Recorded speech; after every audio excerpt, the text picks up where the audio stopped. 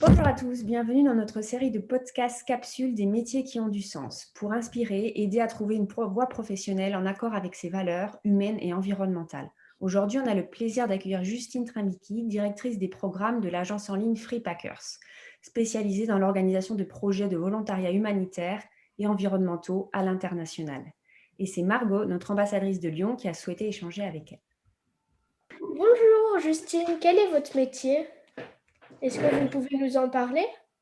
Bonjour Margot. Oui, bien sûr. Donc moi, je suis donc directrice et fondatrice de Free Packers. Donc le but de Free Packers est de mettre en relation des étudiants et des jeunes qui souhaitent avoir une expérience internationale avec des projets de développement, des ONG et des projets humanitaires. Donc en général, on essaye de trouver des missions qui permettent aux jeunes d'apprendre, que ce soit au niveau linguistique, au niveau de compétences, d'acquisition de compétences. En général, on envoie beaucoup d'étudiants qui partent faire leur stage conventionné, mais aussi des jeunes qui ont envie d'acquérir une expérience en ONG, savoir comment fonctionne un projet humanitaire, et puis bien sûr aussi contribuer et soutenir des communautés locales, parce que tous les projets que l'on propose, on les développe et on les met en place en collaboration, avec une collaboration étroite avec les communautés locales. Et comment vous en êtes arrivé là? C'était quoi votre parcours? Alors moi, j'ai un parcours un peu atypique parce que je n'ai pas du tout commencé par une formation humanitaire, enfin, plutôt internationale. Moi, je savais dès le début, enfin, très très jeune, que je voulais voyager, parler plusieurs langues. Donc, je me suis tournée vers une formation internationale. Donc, j'ai fait LEA, une licence.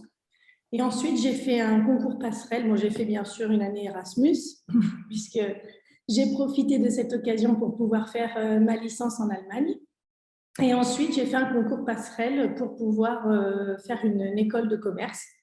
Et puis, j'ai eu en fait l'opportunité à la sortie de l'école de travailler pour une chaîne d'auberges de jeunesse qui était donc basée en Australie et en Nouvelle-Zélande.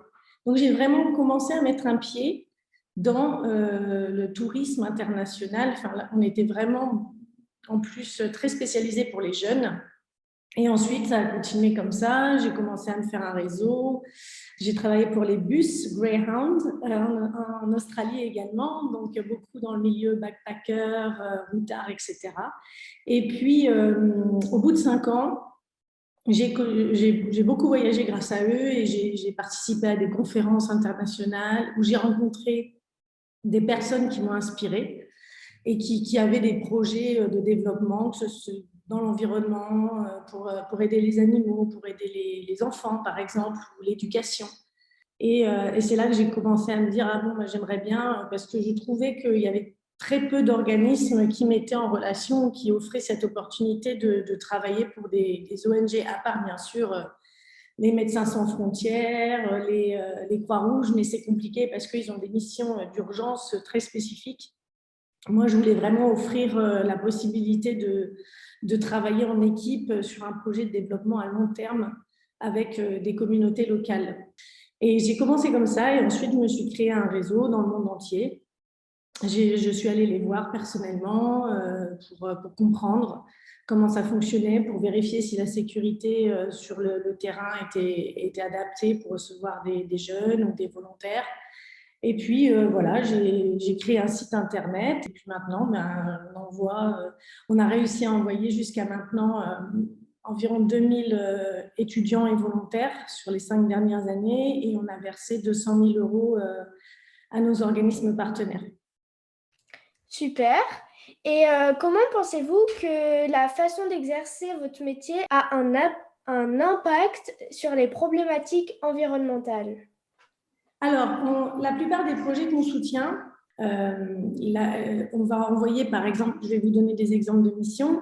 Au Népal, on travaille avec des entreprises de BTP et des personnes, des petits organismes locaux qui, qui mettent en place des constructions qui sont, on va dire, respectueuses de l'environnement, qui mettent en place des infrastructures antisismiques pour que les gens puissent éviter les catastrophes comme les séismes qui sont très fréquents là-bas et qui surtout vont mettre aussi une dimension éducative.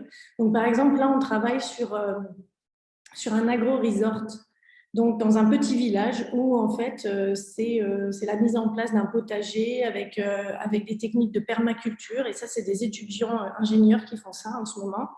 Et ils font ça avec des entreprises locales. Et vraiment, ils mettent la population à contribution pour que ce soit quelque chose qui perdure et qu'on puisse aussi refaire ailleurs. Après, on travaille beaucoup, par exemple, en Afrique du Sud avec des refuges animaliers qui se battent de façon très ardue contre la chasse aux trophées, contre le braconnage, qui mettent beaucoup d'actions en œuvre. Et nous, on leur envoie non seulement de la main-d'œuvre et des personnes également qui vont apprendre, donc beaucoup d'étudiants qui vont ensuite apprendre et pourquoi pas faire eux-mêmes. Enfin, ça va les inspirer et pourquoi pas après les inciter à commencer des projets similaires. Et bien sûr, tous ces programmes-là, on leur envoie aussi des fonds, donc que ce soit de la contribution des volontaires ou de la nôtre, des fonds financiers, puisque ce ne sont pas des programmes qui sont subventionnés par les gouvernements locaux. Quels sont vos plus gros succès? Plus gros succès, alors notre plus gros succès, c'est quand les gens reviennent, les jeunes, et nous disent que ça leur a bouleversé leur vie et que c'était une expérience qui va leur permettre ensuite de poursuivre dans cette voie et de s'engager dans des carrières qui seront orientées vers la protection de l'environnement, des animaux. Après, on a plein de petits succès. On reçoit beaucoup de nouvelles, bien sûr, c'est important pour savoir un peu le suivi, comment ça se passe sur place. Donc, la mise en place d'actions pour sauver des animaux, pour sauver des zones abîmées, entre guillemets, par du tourisme ou par de la pollution. Et là, on voit les gens qui reconstruisent, on voit les gens qui participent. On voit du travail d'équipe, on voit des nouvelles structures se mettre en place, on voit des actions, des mesures gouvernementales. Donc, comme je disais, ça, c'est un succès. Enfin, pour moi, c'est ce que je cherchais. Vos échecs ou les difficultés que vous avez rencontrées? Alors, au début, comme toute structure qui commence dans un domaine, je pense que les échecs, entre guillemets, qu'on a pu avoir, c'était de ne pas avoir assez informé ou préparé des personnes au départ.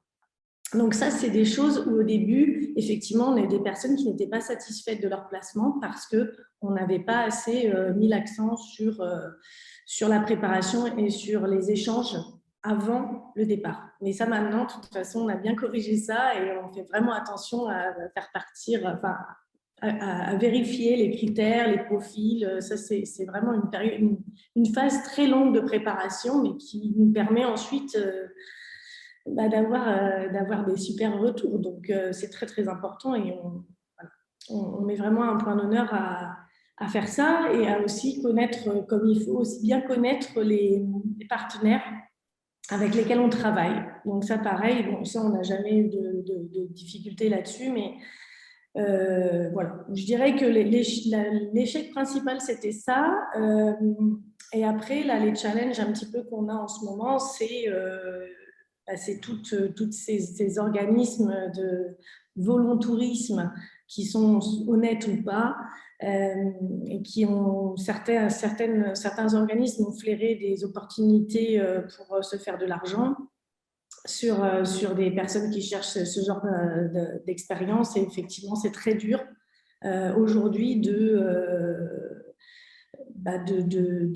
devoir toujours prouver qu'on est un organisme légitime, éthique et avec des vraies valeurs par rapport à d'autres organismes. C'est difficile d'obtenir la confiance des participants. Alors bien sûr, hein, nous, on a maintenant, avec les années, on a une communauté active, on a beaucoup de bouche à oreille, beaucoup de gens qui sont partis avec nous et qui en parlent autour d'eux, et beaucoup de retours, hein, donc sur notre blog, sur beaucoup de témoignages. Donc on a vraiment la chance de pouvoir compter sur des ambassadeurs. Et c'est vraiment ça qui fait notre différence et qui fait que maintenant on peut faire partir beaucoup de jeunes, beaucoup d'étudiants qui nous font confiance. Mais voilà, c'est vraiment un gros challenge aujourd'hui. Il y a beaucoup de législations qui se mettent en place. Il faut vraiment s'adapter. Et voilà. Mais bon, on s'adapte et on fait en fonction de ça. Et enfin, quels conseils pourrez-vous donner aux Little? Alors, pour tous ceux qui veulent s'engager bien sur des carrières ayant à voir avec l'environnement, la protection des animaux, la protection de l'environnement et de la planète, tout simplement, enfin, des causes qui sont et des valeurs qui leur sont chères, je leur dirais qu'il n'y a pas seulement un chemin pour y arriver, c'est un secteur qui demande deux choses qui n'arrivent pas tout de suite, c'est-à-dire déjà un réseau. Et le réseau, ben, il ne se fait pas à la fac, enfin, il ne se fait pas tout de suite. Il faut déjà avoir un pied dans le monde professionnel. Donc, ça peut venir d'un autre métier. On peut commencer avec un autre métier et tout doucement s'orienter. C'est un petit peu moi ce que j'ai fait. Et il y a autre chose aussi qui est très importante dans ce milieu-là, c'est l'expérience terrain. C'est encore un milieu où la plupart des ONG internationales, par exemple comme la Croix-Rouge ou Médecins sans frontières, c'est toujours celle que je cite parce que c'est celle qui sont les plus connues, la plupart des gens qui y travaillent ont été bénévoles avant chez eux, où ont des très très grosses expériences terrain parce qu'ils savent comment ça se passe et ils peuvent utiliser cette expertise pour ensuite travailler dans la logistique ou avoir des postes permanents. Et ça, il faut vraiment, vraiment, vraiment le prendre en compte. Donc aujourd'hui, nous, par exemple, on propose des formations de 3, de 6 mois, d'un an sur des projets de développement qui permettent ensuite d'accéder à ce domaine-là et à un monde professionnel humanitaire, ou en tout cas de commencer à se former un réseau, de connaître le fonctionnement de tout ce secteur qui est quand même assez difficile d'accès, on va dire, juste en sortant d'un bac, par exemple.